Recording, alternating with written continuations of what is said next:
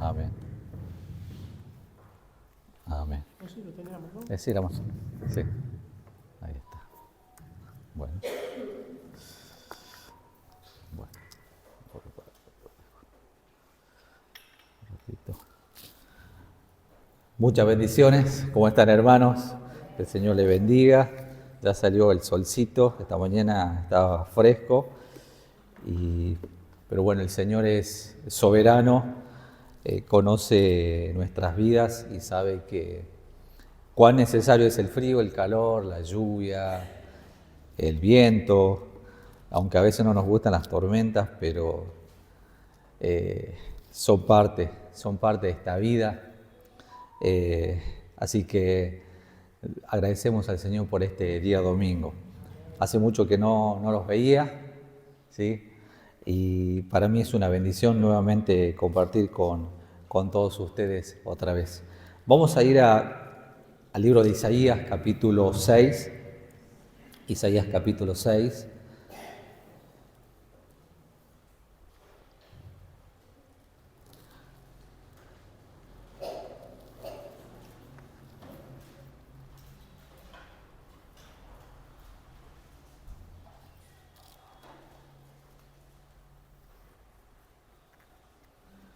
Yo le puse como título esta predicación, La santidad de Dios y yo. Hágalo personal ese título, La santidad de Dios y yo. Isaías capítulo 6 dice, en el año que murió el rey Usías, vi yo al Señor sentado sobre un trono alto y sublime, y sus faldas llenaban el templo. Por encima de él había serafines, cada uno tenía 6 alas, con 2 cubrían sus rostros, con 2 cubrían sus pies, y con 2 volaban. Y el uno al otro daba voces diciendo, Santo, Santo, Santo, Jehová de los ejércitos, toda la tierra está llena de su gloria.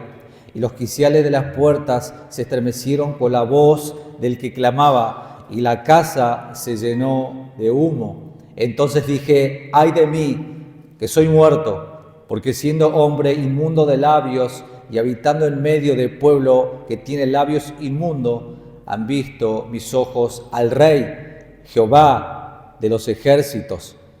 Y voló hacia mí uno de los serafines, teniendo en su mano un carbón encendido, tomado del altar con unas tenazas, y tocando con él sobre mi boca, dijo, he aquí que esto tocó tus labios, y es quitada tu culpa, y limpio tu pecado.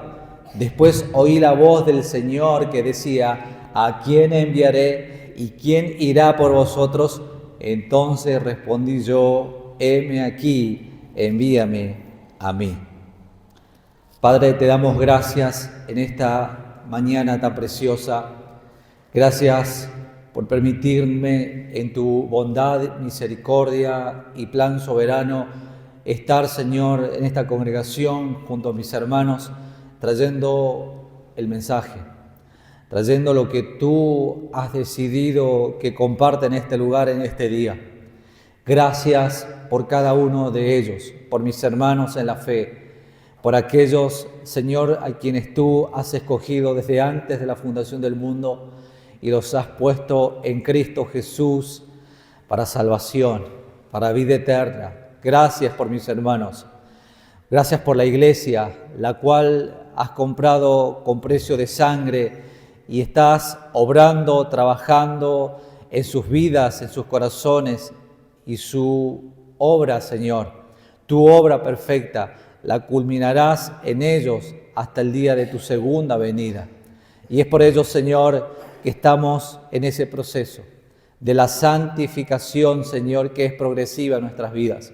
Es por eso que hoy necesitamos santificarnos en tu palabra, necesitamos santificarnos en tu verdad, porque tu palabra es la verdad, es la que nos limpia, la que convierte el alma, la que purifica, la que nos confronta a nuestros corazones y la que nos lleva al arrepentimiento y a enderezar nuestros caminos.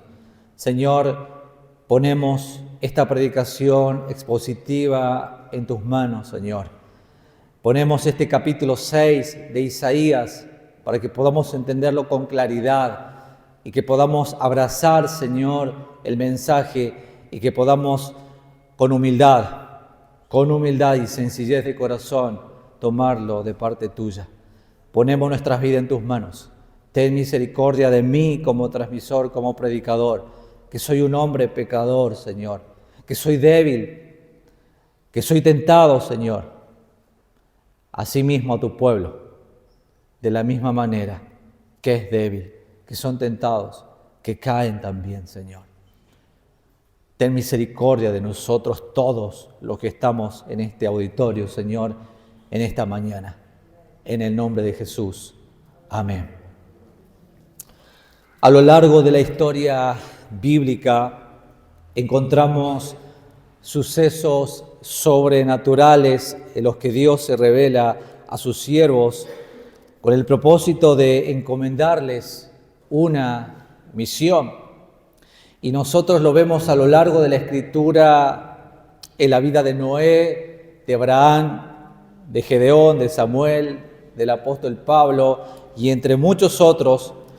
Los milagros, las manifestaciones sobrenaturales de Dios siempre serán manifiestos con un propósito definido en la vida de aquellos que Dios ha escogido. Y no es por capricho, sino por un decreto soberano de Dios en la vida de cada individuo. Todos nosotros no transitamos por esta vida por casualidad o por suerte del destino, sino por un propósito soberano de Dios desde la eternidad. En la visión del profeta Isaías, en la cual nosotros acabamos de leer, se presenta en un momento en que Judá aparentaba una vida consagrada a Dios, pero que estaban contaminados de idolatría, pecado y extrema maldad en sus vidas. Y es interesante que en el inicio se menciona la muerte del rey Usías. Usías, un rey amado por todo el pueblo de Dios, un rey en el cual Israel lloró mucho con su muerte, con su partida, quien era un rey que temía mucho a Dios, pero que el pueblo en ese momento estaba totalmente contaminado de mucha idolatría. Y es lo que nosotros vemos en Segunda de Reyes, capítulo 15, versículos 3 y 4, donde dice que él hizo lo recto ante los ojos de Jehová, conforme a todas las cosas que su padre Amasías había hecho. Con todo eso, los lugares altos no se quitaron, porque el pueblo sacrificaba aún y quemaba incienso en los lugares altos. Hermanos, el pueblo de Israel vivía una aparente piedad, pero su corazón estaba lejos del Dios vivo. En Isaías capítulo 29, versículo 13, dice pues el Señor, porque este pueblo se acerca a mí con su boca y con sus labios me honra, pero su corazón está lejos de mí, y su temor de mí no es más que un mandamiento de hombres que se les ha sido enseñado. Hermanos, Isaías fue uno de los pocos privilegiados que vio la gloria de Dios a lo largo de la historia. Estando en el patio del templo, dice la Biblia, en el templo de Jerusalén, quizás en un momento de oración, de adoración, este hombre tuvo una visión. Verso 1. Y vi yo al Señor sentado sobre un trono alto y sublime, y sus faldas llenaban el templo. Dice la palabra que esta visión fue gloriosa. El Señor está sentado en un trono alto, sobre cualquier otro trono. Sus vestiduras, cual vestiduras reales, llenaban el templo con su gloria. Y esto, mis hermanos, es un ejemplo de un rey que lo domina absolutamente todo. En aquellos días, en los tiempos de batalla, los reyes estaban en un monte muy alto, en una montaña muy alta. Desde allí miraban la batalla, subido en su caballo, con vestiduras largas y muchas veces de tal manera que sus vestiduras cubrían todo el caballo. Bueno, cuando Isaías vio a Dios, notó que las orlas de su manto llenaban el templo. Una imagen que habla de su grandeza y la gloria de Dios que lo llena absolutamente todo. Que lo llena todo. Aunque en el templo habían otras personas, levitas, también había sacerdotes, no se dieron cuenta de esta gloriosa visión, excepto Isaías. Verso 2. Por encima de él había serafines, cada uno tenía 6 alas, con 2 cubrían sus rostros, con 2 cubrían sus pies y con 2 volaban. ¿Ustedes se están imaginando este cuadro? Este cuadro de gloria, de majestad, de santidad, que ni siquiera los ángeles se atreven de mirar a Dios, porque no pueden. Porque si se atreven a hacerlo, podrían estar expuestos a ser consumidos por esta misma gloria. Estos seres celestiales, siendo inmortales y santos, deben cubrirse la resplandeciente gloria de Dios. ¿Cuánto más, mis queridos hermanos, nosotros, simples mortales, debemos presentarnos ante un Dios con humildad, con reverencia y modestia, de tal manera, sabiendo que nuestro Dios es un Dios glorioso, santo, todopoderoso, que requiere toda la reverencia de parte de su pueblo. Hermanos, no podemos muchas veces presentarnos ante Dios de una manera muy liviana, simple, sino debemos tener en cuenta la majestad y la santidad de Dios. Versículo 3, y el uno a otro daba voces diciendo, Santo, Santo, Santo, Jehová de los ejércitos, toda la tierra está llena de su gloria. Y los quiciales de las puertas se estremecieron con la voz del que clamaba, y la casa toda se llenó de humo. Hermanos, aquí vemos a los ángeles enfatizando y exaltando la santidad de Dios. Santo, santo, santo. Y esta repetición no es casual, porque en hebreo repetir una palabra 3 veces es una manera de enfatizarla al máximo. Es decir, santo, santo, santo. Esto es santísimo, hasta lo más alto. La santidad de Dios, hermanos, no es simplemente un atributo más de su carácter, sino que es su esencia misma. La santidad es la misma esencia de Dios. Es por eso que por muy grande que sea el corazón de Dios, la Biblia nunca dice que Él sea amor, amor, amor. Por más dulce que sea la gracia de Dios, la Biblia nunca dice que sea misericordia, misericordia, misericordia. Si bien la justicia de Dios es cierta, la Biblia nunca dice que Él sea justicia, justicia, justicia, pero sí dice que Él es santo, santo, santo. Él es santísimo. Nuestro Dios es santísimo.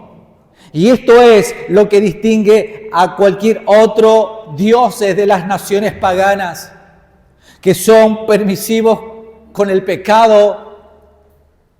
Nuestro Dios es santo y lo será por toda la eternidad. En un mundo que a menudo trivializa la santidad y que a veces nos lleva a acercarnos a Dios con ligereza, necesitamos recordar quién es realmente el Dios que adoramos, un Dios santo, glorioso y perfecto. ¿Se da cuenta la clase de Dios que nosotros tenemos? Que no es cualquier cosa. Ahora la pregunta es, ¿qué es la santidad de Dios? Bueno, hay muchas definiciones acerca de la santidad, pero la santidad de Dios es su cualidad distintiva y fundamental que abarca su pureza, su justicia y su separación de todo lo que es profano o pecaminoso. Dios no se contamina con nada inmundo y con nada pecaminoso. Cita un teólogo y dice que la santidad de Dios es su separación absoluta de todo lo creado y su distinción moral de toda impureza. En Éxodo capítulo 15, versículo 11 nos dice: ¿Quién como tú, oh Jehová, entre los dioses? ¿Quién como tú, magnífico en santidad? Mire lo que destaca: magnífico en santidad, terrible en maravillosas hazañas, hacedor de prodigios. El teólogo R.C. Sproul dice que el pecado es una traición a la majestad de Dios y la santidad es el resplandor de su gloria. Lo que resplandece en Dios y en su esencia es su santidad. Es su santidad. No hay santo como nuestro Dios. No hay santo como el Dios nuestro. Atesore a la persona de Dios en su vida, porque Él es nuestro. Yo soy de mi amado y mi amado es mío. Y su santidad me transfiere. Somos santos porque Él es santo. Porque su justicia está en mí, porque Cristo está en mí. En el Salmo 99:9 dice: exaltad a Jehová nuestro Dios y postraos ante su santo monte, porque Jehová nuestro Dios es santo. En Apocalipsis capítulo 15, versículo 2 al 4 nos dice: vi también como un mar de vidrio mezclado con fuego, y a los que habían alcanzado la victoria sobre la bestia y su imagen, y su marca y el número de su nombre, en pie sobre el mar de vidrio, con las arpas de Dios. Y cantaban el cántico de Moisés, siervo de Dios, y el cántico del Cordero, diciendo: grandes y maravillosas son tus obras, Señor Dios Todopoderoso. Justos y verdaderos son tus caminos, Rey de los santos. ¿Quién no te temerá, oh Señor, y glorificará tu nombre? Pues solo tú eres santo, por lo cual todas las naciones vendrán y te adorarán, porque tus juicios se han manifestado. Hermanos, la santidad de Dios es un motivo de cántico, de adoración, de alabanza. En Isaías 57:15 nos dice: porque así dijo el alto y sublime, el que habita en la eternidad, cuyo nombre es el Santo. Yo habito en la altura y en la santidad, y con el quebrantado y humilde de espíritu, para hacer vivir el espíritu de los humildes y para vivificar el corazón de los quebrantados. No solo el nombre de nuestro Dios es santo, sino que su morada es santa. En 1 Samuel, capítulo 2, versículo 2 al 3 nos dice: no hay santo como Jehová, porque no hay ninguno fuera de ti, y no hay refugio como el Dios nuestro.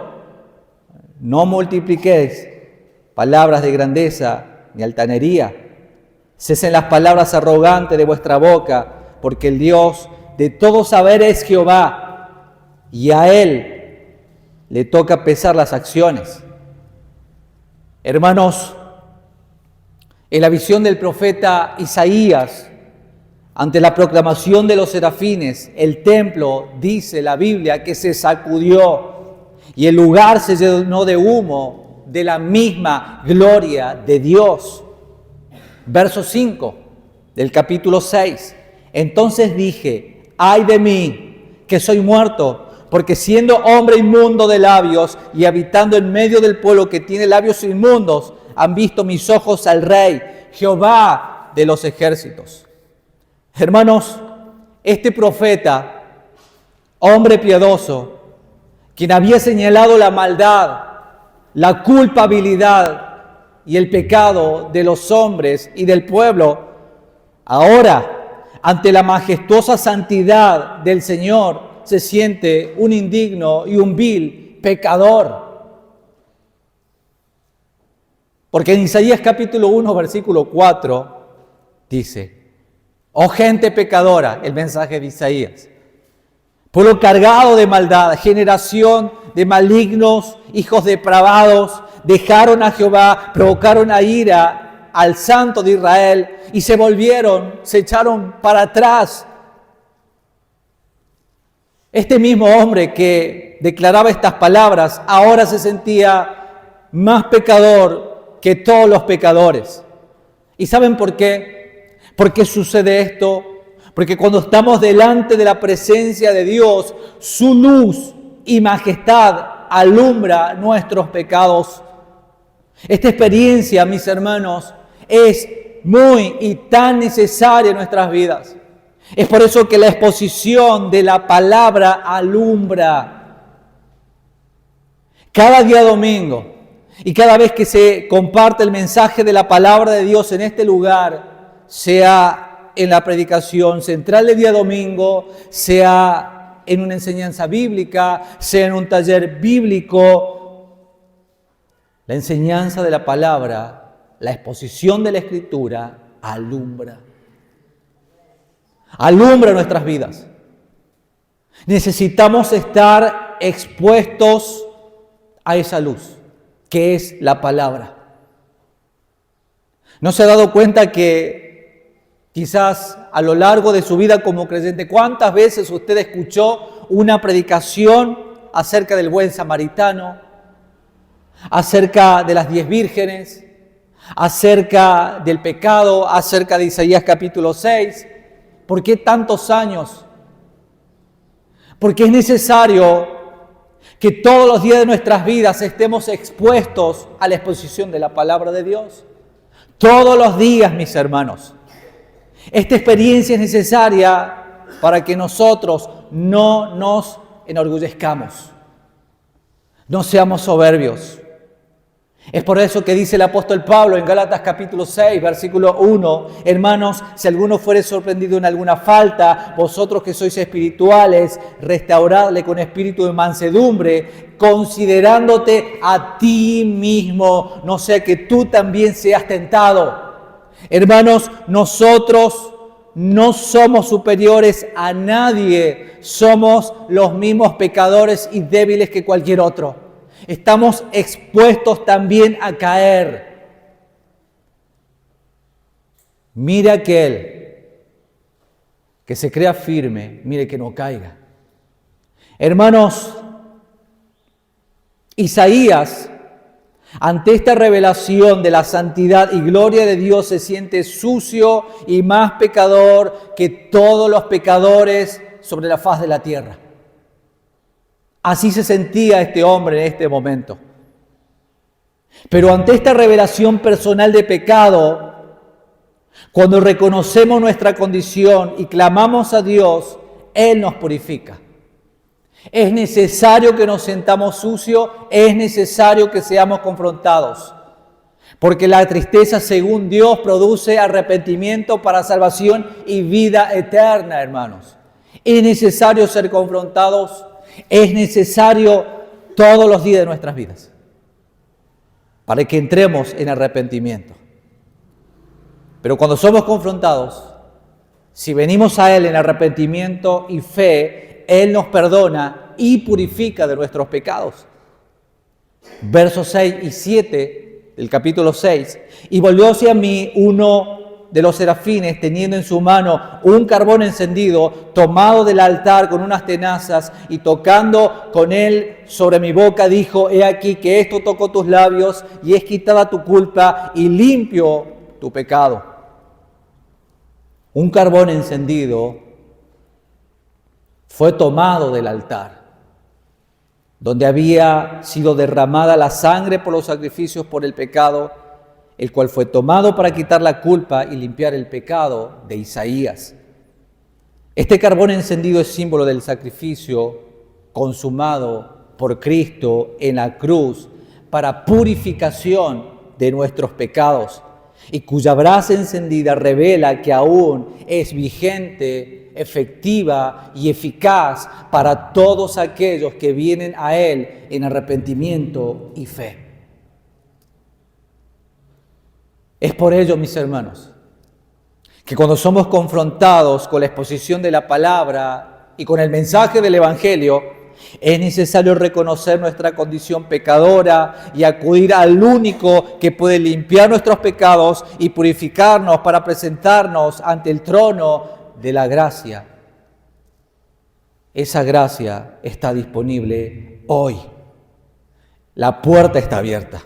En 1 de Juan, capítulo 1, versículo 9, nos dice que si confesamos nuestros pecados, Él es fiel y justo para perdonar nuestros pecados y limpiarnos de toda maldad. Hermanos,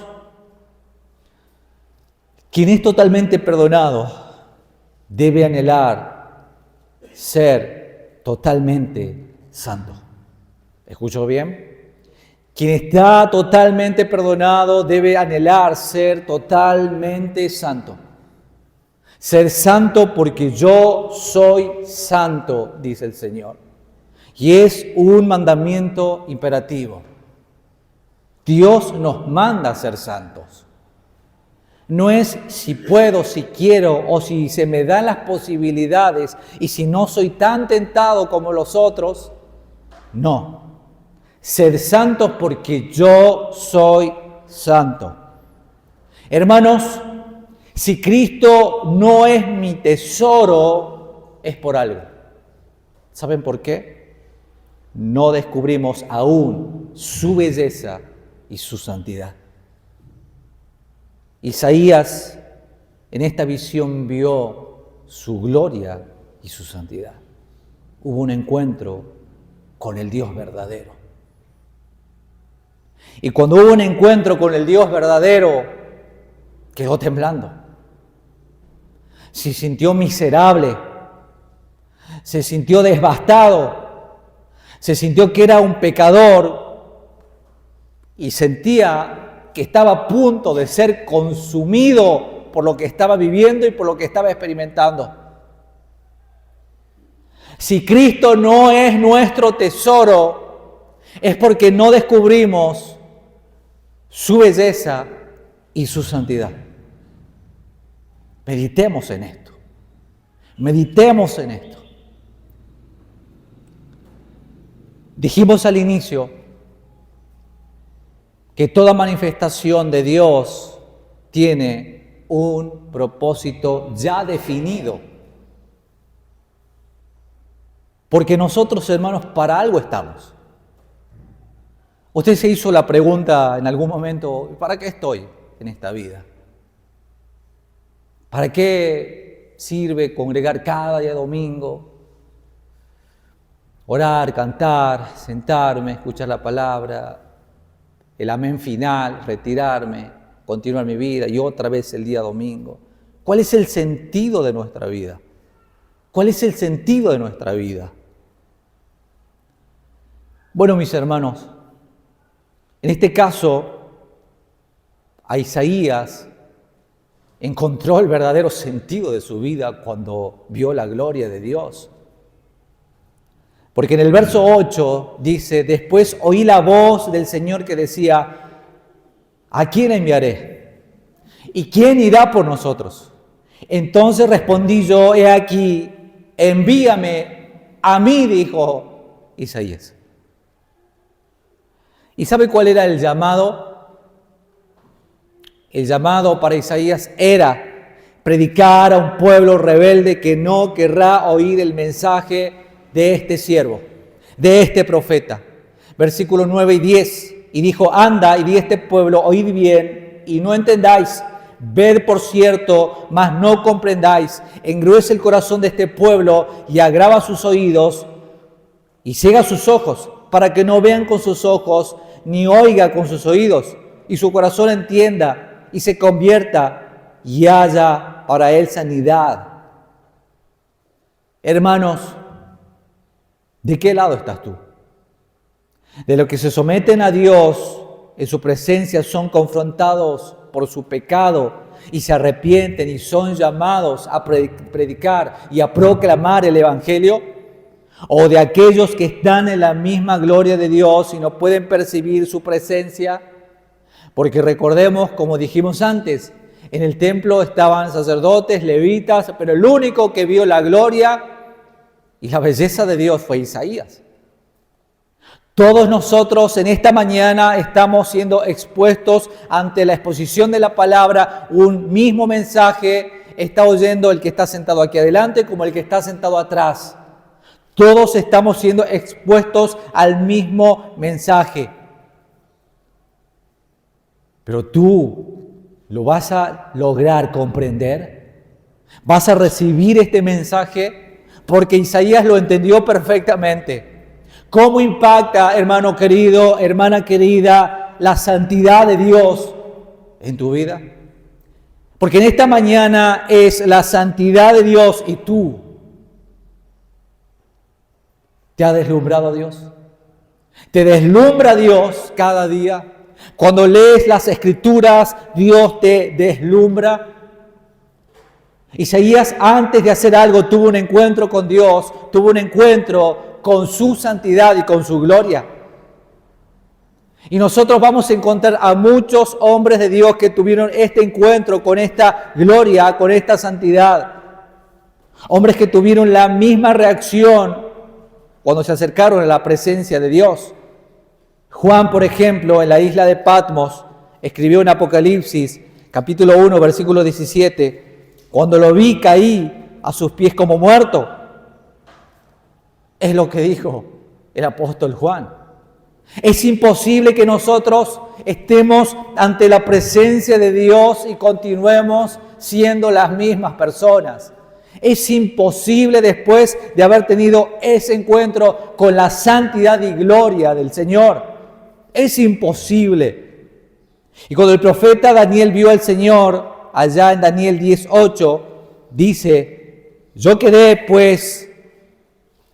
pues yo solo ante esta gran visión, pero no quedaron fuerzas en mí, antes bien mis fuerzas se cambiaron en desfallecimiento, pues me abandonaron totalmente. Hermanos, quedamos devastados ante su presencia, rendidos ante Él. Recordemos también que a Saulo de Tarso se convertiría en el apóstol Pablo mucho después. Después que Pablo se encontró con el Señor, no se vio más como un fariseo con su propia justicia, con sus propias ideas, con sus propios pensamientos, con su propia religión, sino como un pecador perdido que necesitaba la salvación. Y entonces Pablo pudo decir en Filipenses 3:7, pero cuantas cosas eran para mí ganancia, las he estimado como pérdida por amor a Cristo. Y así él vio su necesidad de Jesucristo. Hermanos, un encuentro real con el Señor cambia nuestras vidas para siempre. Creo que es un tiempo de definición en nuestras vidas. Y esto nos confronta a todos, mis hermanos, partiendo desde mí hasta el último que está sentado en la banca en esta mañana. Todos somos confrontados con esta verdad. Es tiempo de definiciones. Si todavía no has tenido un encuentro con el Señor, hoy es el día de salvación. Arrepiéntete de tus pecados y cree en el Evangelio. Porque la santidad de Dios es algo real, palpable en todo el universo. Lo que resplandece por toda la gloria, por toda la tierra es su gloria, su majestad y su santidad. Es por eso que nos dice el apóstol Pedro, en 1 de Pedro, capítulo 1, versículo 13 al 16, por tanto, ceñid los lomos de vuestro entendimiento, sed sobrios y esperad por completo en la gracia que se os traerá cuando Jesucristo sea manifestado como hijos obedientes. Y no os conforméis a los deseos que antes tenías estando en vuestra ignorancia, sino como aquel que os llamó es santo, sed también vosotros santos en toda vuestra manera de vivir, porque escrito está, sed santos porque yo soy santo. En toda vuestra manera de vivir. La santidad debe estar involucrada en todo.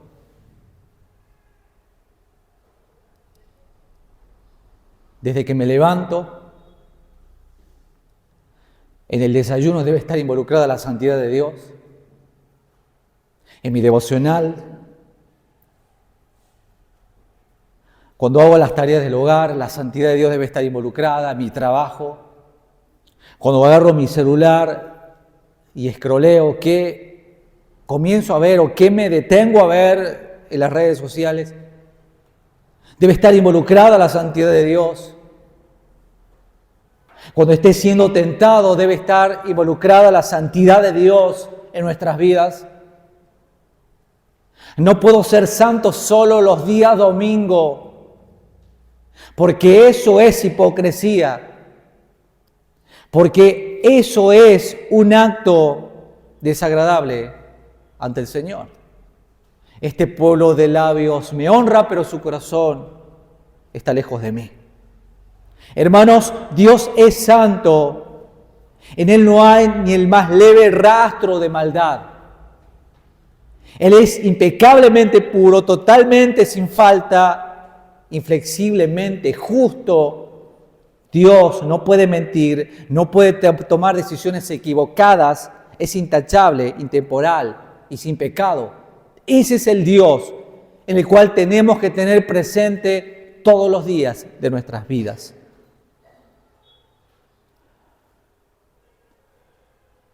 Hermanos, si fuese por nosotros, todo esto sería inalcanzable. Hubiésemos sido consumidos ya hace rato. Pero la gracia de Dios hace posible que nosotros seamos aceptos en el amado. Si no fuera por el Evangelio de Jesucristo, la santidad de Dios sería el mayor temor de toda la humanidad. Porque ningún pecador puede estar en la presencia de su deslumbrante gloria. No obstante, mediante un simple acto de fe, los que creen en Jesús como Salvador van a recibir el perdón y la vida eterna. Y el Padre te verá a ti, en ti verá al Hijo. Ya no verá más a Benjamín, ver a Jesús. Porque si ve a Benjamín, lo va a condenar, sino que lo ve a Cristo. Somos aceptos en el amado. En la cruz sucedió un intercambio, un glorioso intercambio. En la cruz el Padre nos vio a nosotros y nos mató. Nos mató, mis hermanos. Pero ahora, por medio de la gracia, hubo un intercambio. La culpa nuestra fue puesta a los hombros de Jesús y su justicia a nosotros. Eso es algo que no debemos olvidar nunca. Es por medio de su justicia, de su gracia, porque hemos sido revestidos de Él.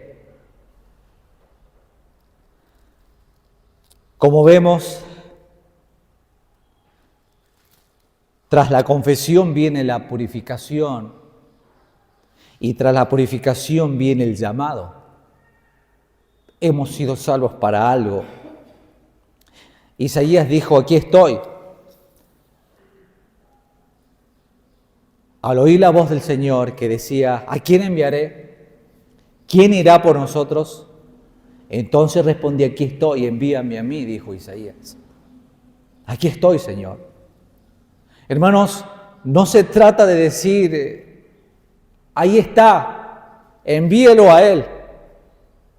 No se trata de decir, aquí estoy yo, pero envíen al pastor. No se trata de decir, aquí estoy yo, pero envíen al misionero. No se trata de decir aquí estoy yo, pero envíen al profesional mejor formado en teología. Ni siquiera se trata de decir aquí estoy yo, pero envíen a cualquier otro. No puedo, no tengo tiempo, mucho trabajo, estoy construyendo mi casa, estoy estudiando mucho, ahora no hay tiempo. Isaías lo expresó de la única manera sincera en que alguien puede decirlo cuando ha visto la santidad y se ha sentido asqueado por su culpa y su pecaminosidad. Él dijo: heme aquí, Señor. La respuesta fue: heme aquí, Señor, envíame. Soy un pecador, pero el Señor ha quitado su culpa y limpio su pecado. Entonces le dijo: ya eres perdonado, Isaías. Ahora, ¿quién irá? ¿A quién enviaré? ¿Quién irá por nosotros? Aquí estoy, Señor. Aquel que ha sido perdonado quiere servirle al Señor. Quiere predicar el Evangelio. Quiere predicar y anunciar el Evangelio hasta que Cristo venga. Porque recuerden, mis hermanos, que la iglesia ha sido sembrada una gran misión, una gran comisión. Hasta que este Evangelio, el del reino, no sea predicado en todas las naciones, entonces no vendrá el fin. La misión está en la iglesia, de predicar el Evangelio hasta lo último de la tierra.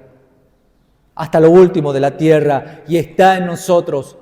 Si hemos sido perdonados de todos nuestros pecados, nuestra misión es decir: Señor, heme aquí. ¿Cuánta tarea de evangelismo habrá en este barrio? ¿Hace cuánto que no sales a evangelizar? A predicar el Evangelio. ¿Cuántos de ustedes están comprometidos aún en las redes sociales a predicar el Evangelio? Prediquen el Evangelio. Aquí estoy, Señor, lo voy a hacer. Lo voy a hacer. Vamos a predicar el Evangelio.